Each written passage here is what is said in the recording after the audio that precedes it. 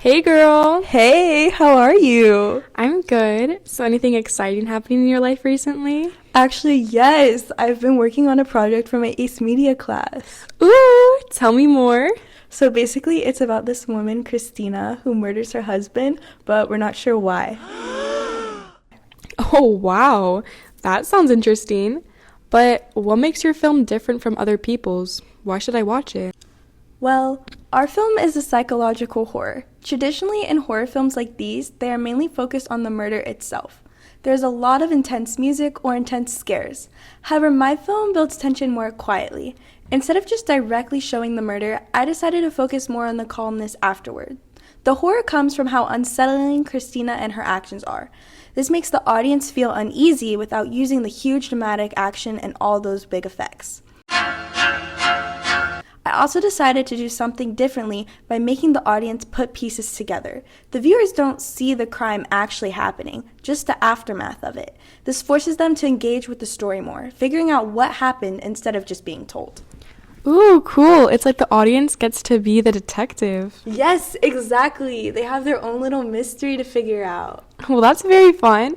However, word on the street is that your film also talks about deeper problems. Can you clarify what this means?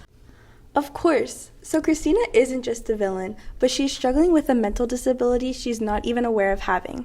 Her wide and drastic changes of emotion is all caused by a brain tumor she doesn't even know she has. This is meant to represent how if serious medical conditions are just misdiagnosed or ignored, it can be detrimental to the patient.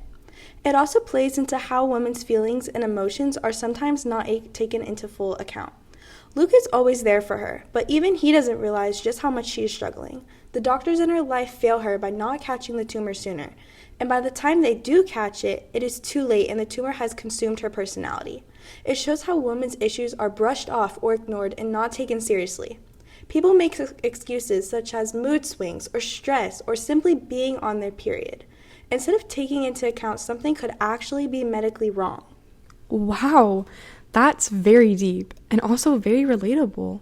This sounds like it took you a lot of thought to come up with. I mean, yeah. As a woman, I think it's important that we share topics like this. Well, that is very cool and good for you. Thank you. Yo, what's that? It's called Fahrenheit. Have you never heard of it? No, it looks good. Tell me more. Oh my god, it's literally the thing that has gotten me through this entire project. It has essential energy, accelerates metabolism, and burns body fat. What? No way. How many calories, though? Get this.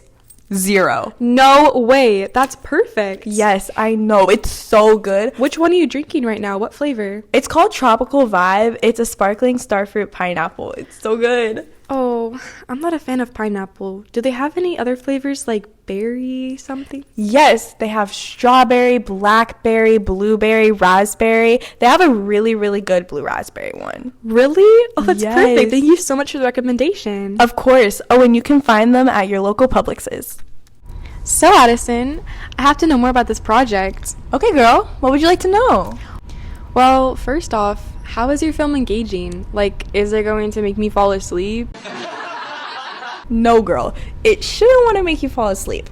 My film is set at golden hour in order to create a tense and spooky feeling for the audience. From the very beginning, the audience should begin to feel uneasy, as if they're suspecting a jump scare.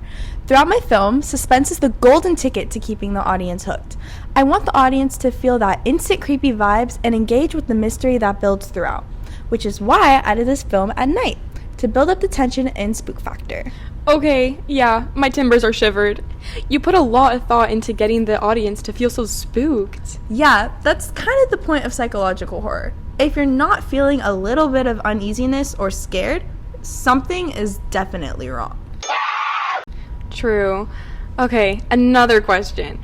How are you going to make your film known to people? You're not exactly a professional filmmaker. Wow, rude. But you're right, I'm not. However, lucky for me, social media exists. I am able to put my work on platforms such as YouTube or Vimeo, where people can go and watch on their own free will. For marketing purpose, I can put little bits of the film on platforms like TikTok or Instagram, and this will get people excited for the film. There are also small film festivals which allow smaller creators to share their work. One of them is located close to me and is called Film Gate Festival Miami. They accept films in any genre and welcome anyone. It is a non-profit organization for local creators to express their work. Ooh, that's cool. Is there any festivals that are more horror-oriented? Yes, there is. Another option that is more specific to horror films is the Crimson Screen Horror Film Fest in South Carolina. It is South Carolina's first and largest film festival, and they are always interested in looking for a fresh talent. Competitors have the chance to win a Crimmy, which is similar to an Oscar in over 20 different categories. Wow! I had no idea there were festivals specifically for horror. I think I'm going to have to book a trip to South Carolina now. Well, that seems interesting. I say we make it a girls' trip? Yes! I can bring face masks and popcorn. Ooh, we can have cute matching outfits while we watch horror films. Okay, Vero, if that's what you want. It is, and you're coming. Anyways, thank y'all for listening to us, Yav. She's Addison. And she's Veronica. And we're the Demure Duo.